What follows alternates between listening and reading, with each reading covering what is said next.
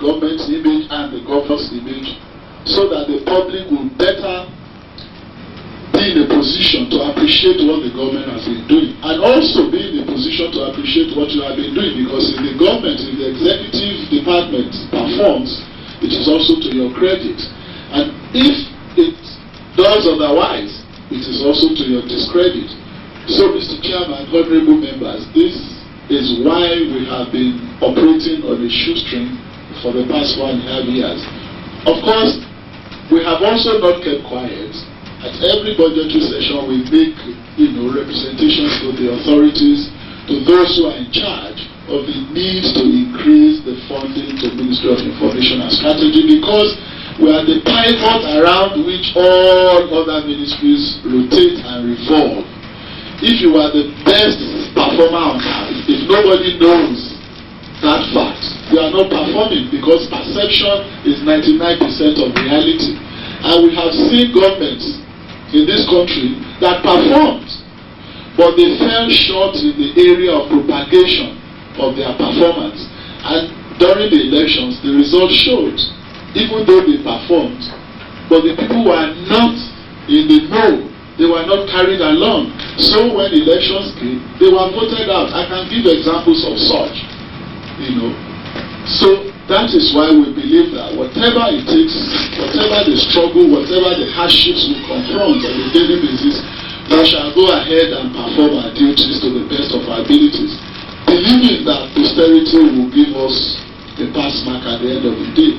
And we also could not have done all of this without your support. I must say that on behalf of the ministry, I must commend the chairman of the Information and Strategy Committee for his understanding, because it is not easy to understand the difficulties that your executive department goes through. It is not easy to have the patience to even appreciate the enormity of the problems that we confront. It is also not as easy to have that presence of mind with which to say, okay, let us try and understand these people. Some other people, some other chairmen, or some other members of the committee would have worn their toga of aggression and would have confronted the ministry as it were, or would have attempted to fight the ministry, albeit on all kinds of excuses, which also will be, permissive. But I must say that I have never for once in the last 1.5 years been so confronted by the chairman of this committee or by any of the members. I've never been aggressively combated by any of the members and the chairman. And I believe this is symptomatic of the kind of character traits and the personality profile of the chairman and the members. So I, on behalf of the Ministry of Information, want to commend your leadership role of the House Committee on Information, and also commend the members of the Committee on Information and Strategy for their total understanding and cooperation with this ministry. And I want to promise that in this new dispensation, God being our helper, that we are not going to have problems such as we had in the last dispensation. And given the fact that we have embarked on an aggressive revenue generation drive, that is the state as a whole, I'm very optimistic that we are going to have more funding in this dispensation to be able to discharge our responsibilities, both in terms of propagating of government policies and in terms of providing social welfare to all our stakeholders, and the House Committee inclusive. And on that note, I want to welcome the chairman and the committee members and to say emphatically that this is a new era of cooperation and understanding between the House Committee on Information and Strategy and the ministry. And we will wish that this kind of understanding and cooperation should be sustained for mutual benefit and for the enhancement of the people, of the welfare of the people of Lagos State. On whose behalf we are all acting, because we are not acting on our own. You will not be here if you are not representing the people. I will not be here if I were not appointed to also execute execute policies on behalf of the government that is put there on behalf of the people. So we have the same objective, and I believe we have been able to also achieve a substantial proportion of these objectives through the same approach of patience, understanding, and mutual cooperation. I believe we should continue in this light. And I hereby thank all of you for this visit, and I believe that in the next few weeks we shall also retaliate. Thank you very much.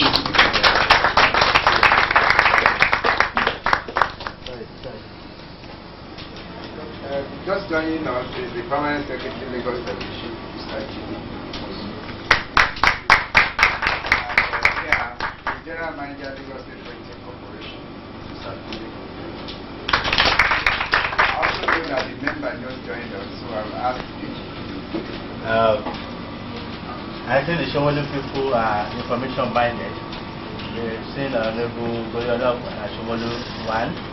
The counterpart from the second constituency of Shomolu, Honorable Waledia, is one of the.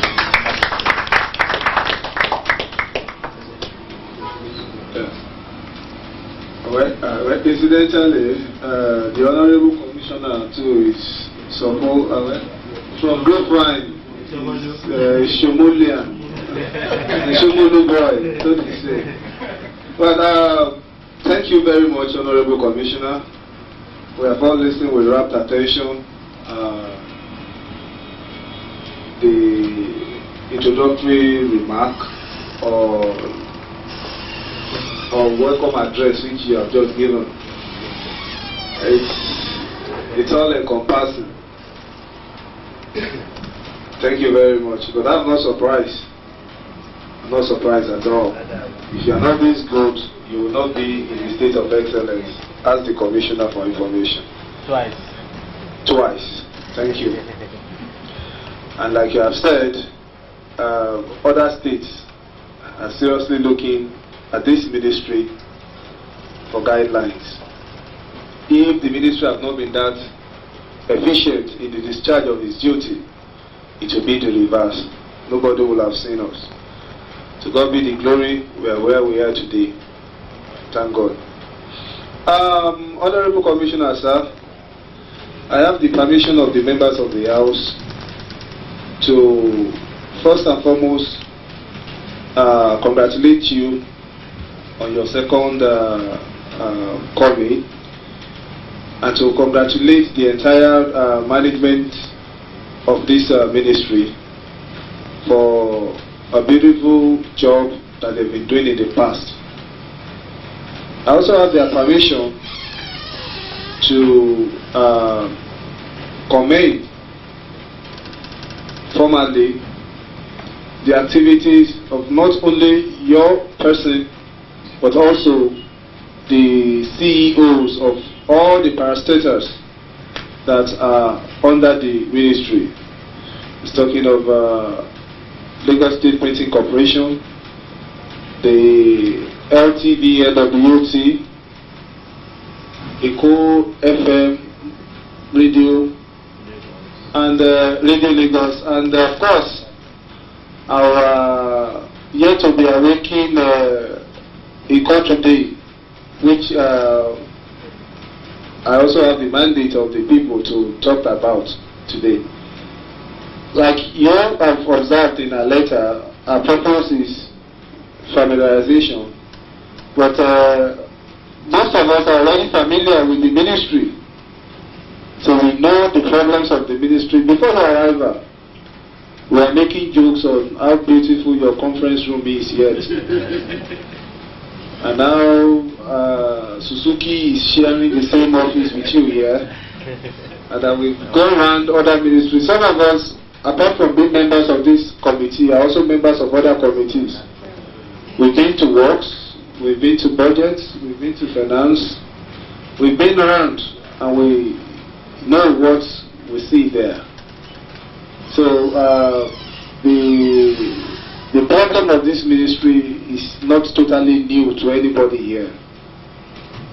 But it's going to be difficult to understand where information that one would comprehend is not available. And I'm happy in your own remark, you had made mention of the need to have regular meeting with this committee. It is my hope that within the next few weeks, we will put in machinery to institutionalize a regular meeting between the ministry and the committee. This, I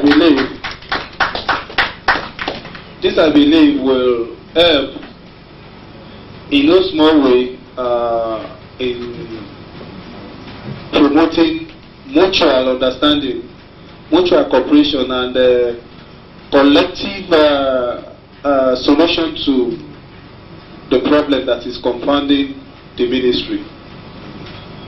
While still speaking, because I am aware, fellow honorable members, I'm aware that 2 notes have been sent to the honorable commissioner here, asking that His Excellency would like to see him. And I would not want to take all the time, but while still speaking, I want to quickly take him on 2 issues. The first will be that of the echo today. Has been one problem that we have been looking at, and we've been trying to find a solution to it. We know what the problems are there, and we want solutions to it. As you yourself, you are a seasoned journalist, you know that the print media, they are a veritable tool in the promotion of our activities and our nascent democracy as it is. And for the only print media consistent to be under for such a long time will not be too bad. And that is why I know we are pressed for time now, but I hope within the next, within the shortest possible time, we will arrange to have a meeting between the Information Committee and yourself to brainstorm on how to reopen this place as soon as possible. Whilst we are doing that, whilst we are still talking on that, the House of Assembly there as a session,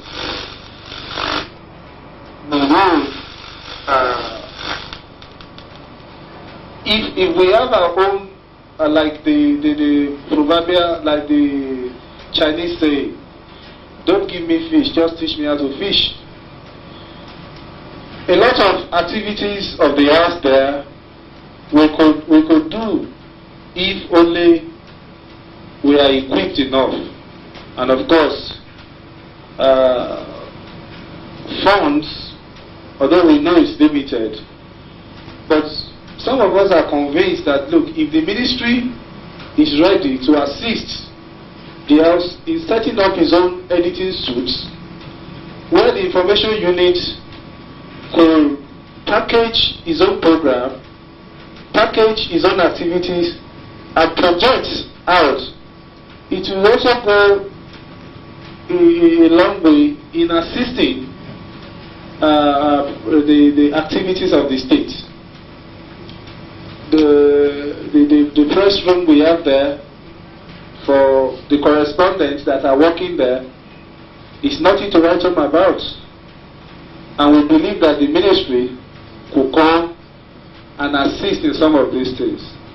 The ministry can help us out in consultancy, direct the LTV, Radio FM to come up with some of equipment that they may not be using now, because I know that some of the equipment in the LTV now are millennium compliant. We wouldn't mind we wouldn't mind dealing with the analogs, at least it will serve our own purpose there. And I'm so happy the PS TV is here. PS radio is not here, but well, it's still okay. Okay, it's still okay. You can help us out, come with some of these things to give life to our own press house too, and our editing suits. Anytime I go to LTV and I see the way they are doing there, I'm always very happy. In fact, each time I get there, I am surprised because there will always be an addition to whatever I left there the last time I was there. You need to be there now if you've not been there. And that's why, though he's here, we will still go there and show members the wonders that LTV is right now. Well, there have been suggestions on how to address the financial problem, your creativities and everything. But some of these things will be better discussed, like you said, in a less informal atmosphere where one can freely, have a cross-fertilization of ideas. Like I said, I will not want to monopolize the floor here. I'm sure members, one or two members, may want to make one or two comments or ask one or two questions before you finally take your exit. Thank you.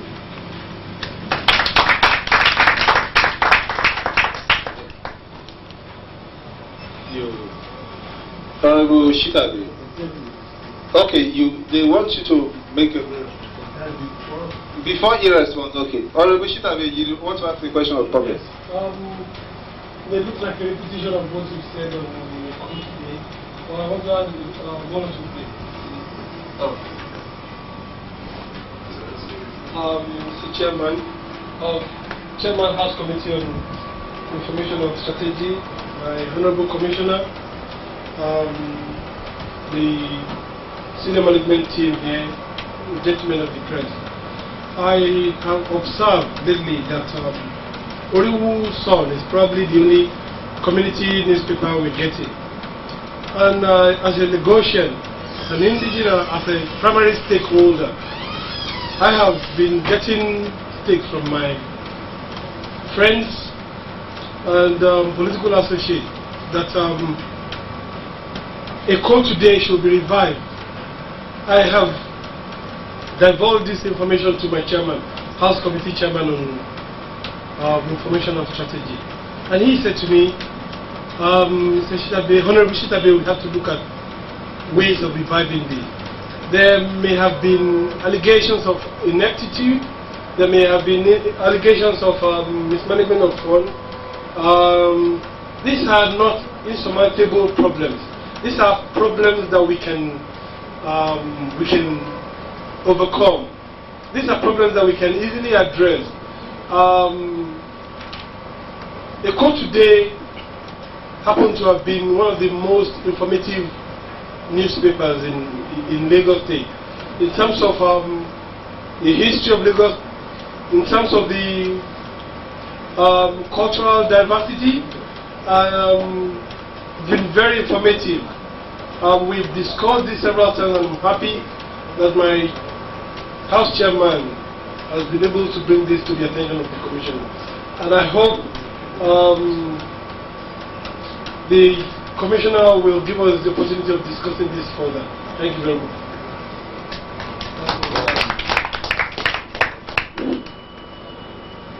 Honorable Commissioner, Chairman Committee on Information and Strategy. Incidentally, I'm in my constituency now. I feel relaxed in this environment.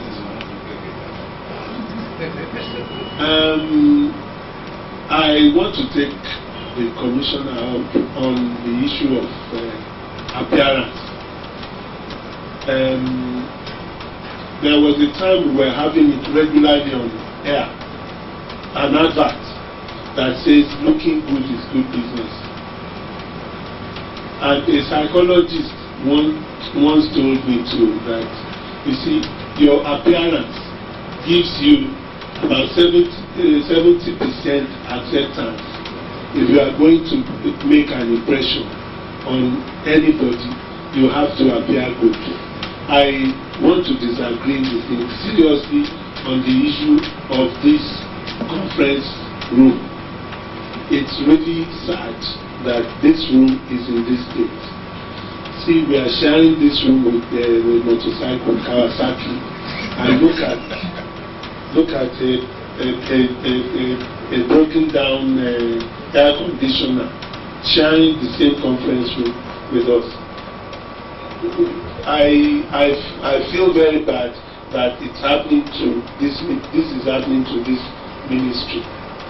I don't know why, whether it's a cause. If you go to a newspaper establishment too, that's the same thing you will find.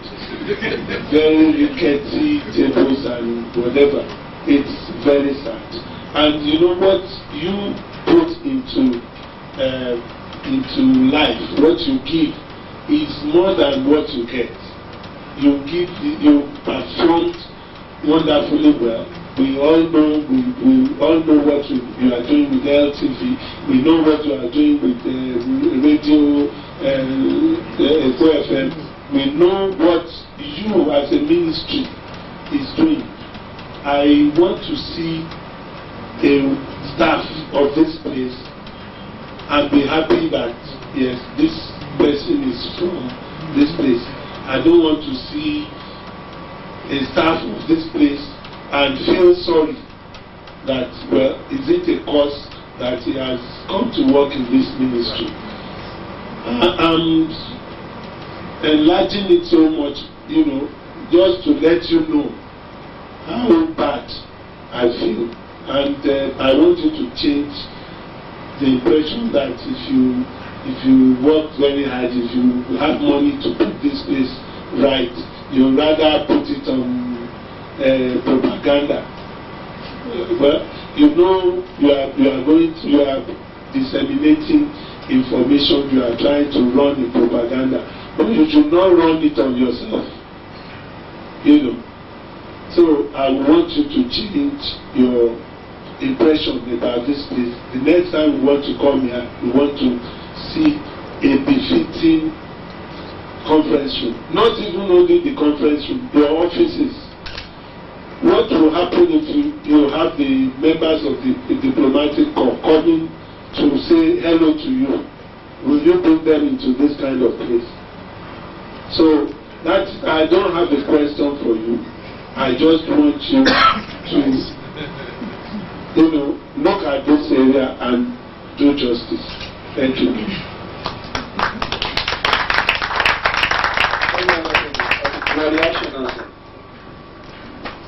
Mr. Chairman and honorable members, I'm very glad that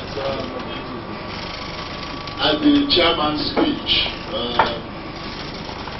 first of all, the chairman was magnanimous enough to identify with us in terms of the funding problems that we've had.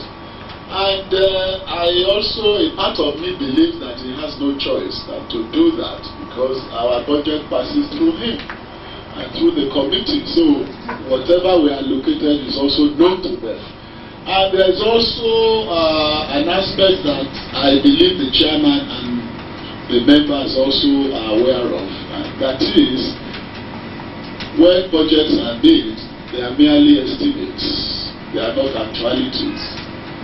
I just told you of an example of a year where by October we had expended 18% of the budget. It was not because of lack of submissions or lack of desire to spend the money, but it was out of compulsion of non-availability of the fund.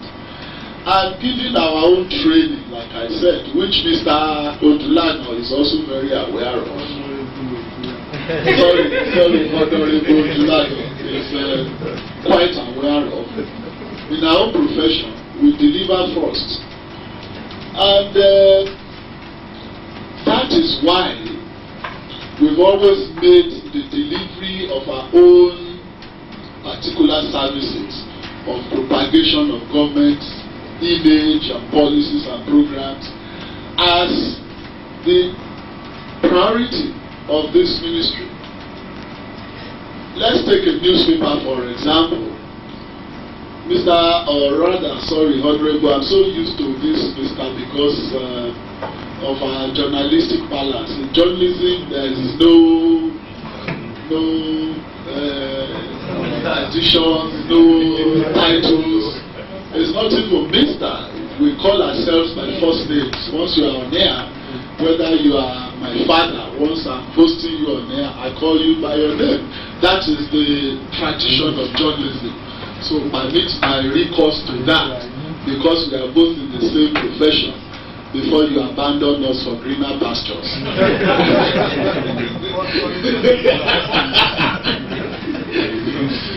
You see, Honorable Dulano is also aware that in a typical newsroom, there's what you call the deadline pressure. When the paper is to appear on the newsstand at 6 a.m., by 4 p.m. in a typical newsroom, the copies must be flowing. The reporters must have arrived, must have been writing their stories, the sub-editors must be working, the news editor must be choosing, and the deputy editor must be preparing his storyline, the editor himself must be gatekeeping. Any slight delay in the process leads to a cumulative delay in the production of the paper. Now, after the newsroom process, the editor sits down and decides from the storylines which one goes to the front page, which one is the lead story, which one goes to the back, which one is inside. He uses his judgment.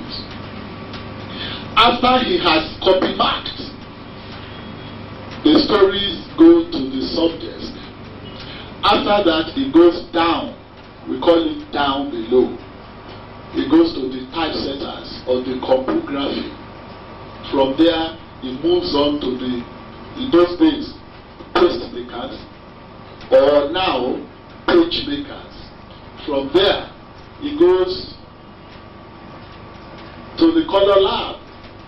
Then from there, it goes to the plate making, before it goes on to the printing machine. And all of these processes must be done in a timely manner, so that by 12 midnight, whether you like it or not, your first circulation van must be by Maryland Junction. If it's not there by 12 midnight, you are not going to make Akure, you won't even make Ilorin, you won't make some other cities and towns. And if you don't make those places, you have what we call a cutback.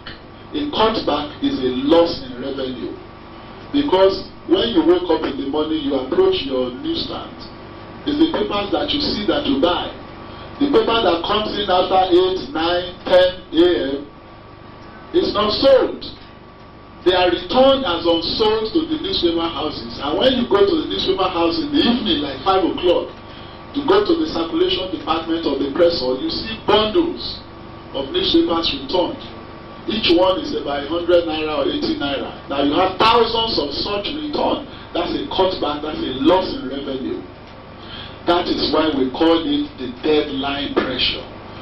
Under the pain of death, your story must be on your editor's table or news editor's table by 4, 5 p.m. Now, the editor is not going to make excuses to the readers or to his publisher in the morning that I'm sorry because my reporter failed to report on time. I'm unable to bring you this story this morning. There's no excuse. So in journalism, under the pain of death, you must deliver. In fact, I've had a reporter in 1996. I sent him to Lagos to cover a story, a broken story. And then his uncle came to me in the office and reported that his mother had died that afternoon. I said, okay, fine. The boy came back at about 3 o'clock. And I called the newsroom people and I warned them, if anybody told me, I was going to fire that person instantly. Because I had the paper to produce. And nobody's mother's death was going to stop that production. So the boy came back at 3 o'clock. And I gave him Fanta to sit down and pour out the story. When he finished writing the story, I then told him his mother had died. Of course, he slumped and we carried him to the clinic. And I called the accountant, asked him to give him some money to go home.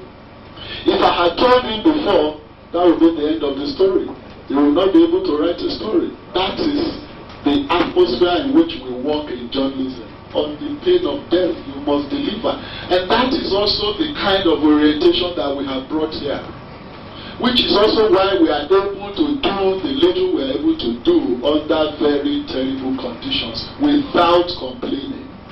Yes, I agree that we can do more with appearances. It's very good. It's esoteric. It's exotic to appear very, decent. But at the end of the day, that decency is not going to give you the results out there. Because the millions of people that we are projecting the government's image to don't have the opportunity of coming to our offices.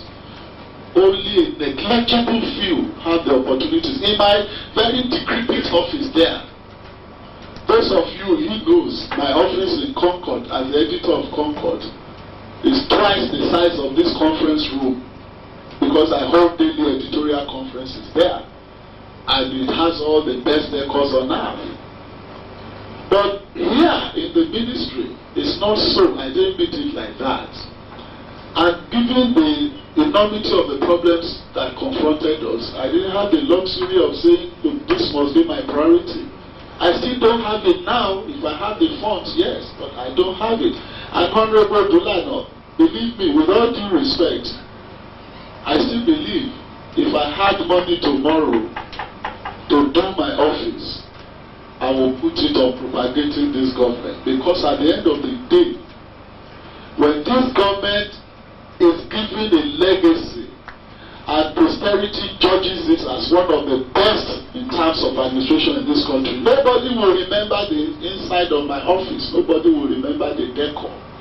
It is the legacy that we leave that people will remember us by. It is not the kind of suit I wear or the kind of marble table that I have in the conference room. Nobody's going to mention that. In history, the people we read about in history, those who have moved their societies, were not necessarily the wealthiest, but these were people who contributed meaningfully in enhancing the lives of the people of their own era.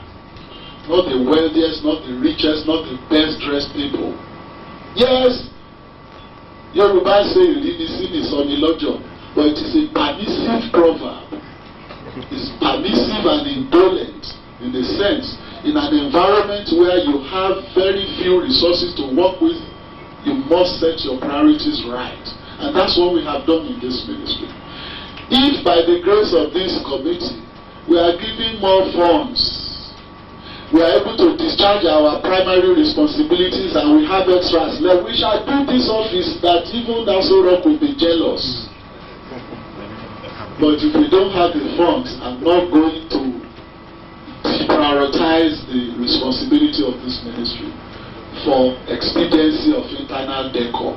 I will not do that because I'm not trained like that. And Honorable Dulano wasn't trained like that. When he was doing cartoons for us in those days, he didn't even have a seat. He was drawing his car and he will bring the thing.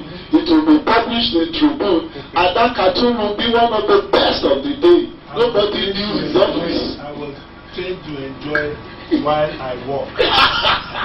But nobody knew the insides of his office. But everybody saw his name and his byline in the cartoons. And those cartoons were some of the best cartoons that we've had in terms of cartooning in this country today. How many people will remember the chair in his office today? But they remember him as a vitriolic cartoonist. That is the essence of our own orientation and priority. To the issue of the court today, Mr. Chairman and honorable members, I quite agree with you that the court today performed a role in terms of information dissemination. The court today had been bedeviled with problems, and the problems reached a crescendo that I was receiving delegations and protests here almost on a daily basis. At a point when it became too much, I spoke with the governor on it, and in fact they protested to the governor himself before the governor took action. But I want to also ask a question from honorable members. Can you point a newspaper in this country that is government managed that is viable to me?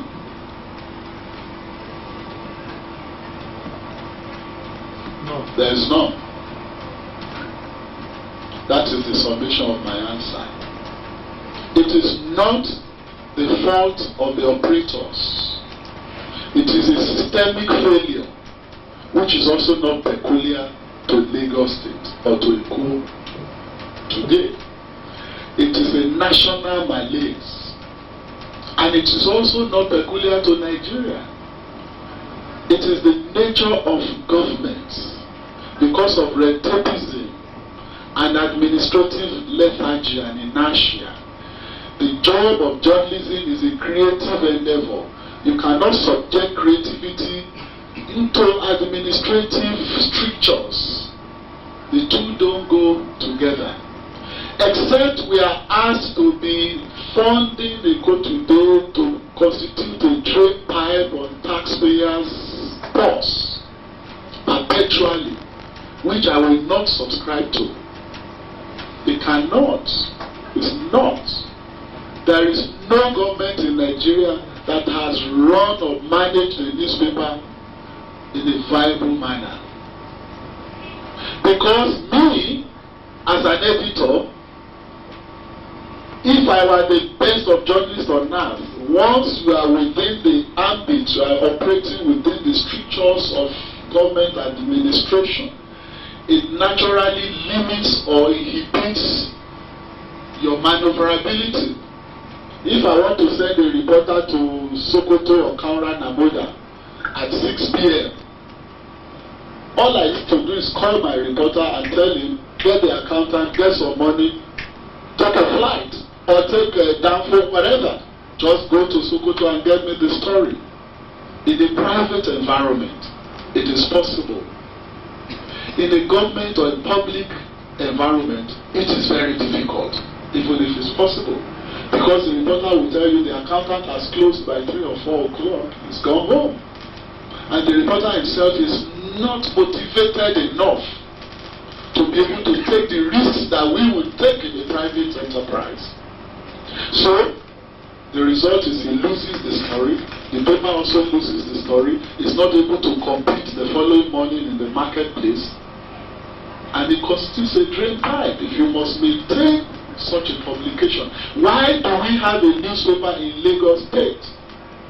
We had a newspaper in Lagos State because of the desire to enhance the propagation of government policies and programs. Conversely, Lagos is the hub of the media of this country. We have all the concentrations of media in Lagos. Even those who are not Lagosians, who are not Yorubas, those who establish newspapers must make sure that their headquarters are in Lagos for those papers to sell, to be viable. So, what does it mean? It means that if we are in Lagos and we enjoy the concentration of the hub of the media in Lagos, all we need to do is provide good governance, establish good relationship with this media, and we project our own programs and policies. In any case, if I must tell you the statistics, yes, in your own individual opinion, it could have been very good, very good, well-packaged newspaper was helping in propagating. But in terms of circulation, what was the circulation? It's negligible. We were just talking to ourselves in Alausa. How many times have you seen members of the public rushing to buy the paper in the various newsstands in Oshut, in Kakawa, or elsewhere? So when you talk with facts and figures, you discover that it is neither here nor there. It's a social service. If we want it to remain as a social service, yes, we can keep pouring money into it, make it a social service. But what is the net gain to government and to the people of the state? Whereas we can better utilize that resource that we are channeling there. If the objective is to propagate government policy, we have several outlets that we can use. Well, that's my personal opinion. That's not government opinion. Now, government opinion is this. Because of the problems that emanated there, there was a panel established by the governor to look into all the pros and cons and recommend measures to take with a view to reviving the organization. Now the panel spoke with members of staff, the asteroid GM, everybody concerned, and the panel has finished its work. And then it has submitted its report to council. Now, there's going to be a white paper on the report of that panel. It is that white paper now that will tell us the way forward. And there's nothing I as an individual can do until the release of that white paper. The white paper has studied everything about ECO today. It has made recommendations, the panel report, and it is on that report that the white paper will be based. So I would appeal to you all and through you to your constituents to be patient and wait for the white paper, because the white paper is not just a function of the Ministry of Information alone. It was an interministerial committee that produced the report. And it is also the Executive Council that is going to be instrumental in producing the white paper. All of us have made our own various recommendations. All I have given you before about the viability or otherwise of it are just my own personal opinion as a journalist and as a media practitioner, as a stakeholder in the industry, and as someone who wants anything worth doing to be done well. But my own view may be at variance with that of government. So let us wait until the white paper of government is out. I can assure you that that white paper will be tailored towards ensuring the best interest of Lagos State, not the best interest of an individual or a collection of individuals, because the interest of individuals cannot and should not be at variance with the interest of the state. So the white paper is going to take care of the interest of the state in all these ramifications. In fact, before your presentation, I know that various groups have come to meet the governor on this issue. The Council of Traditional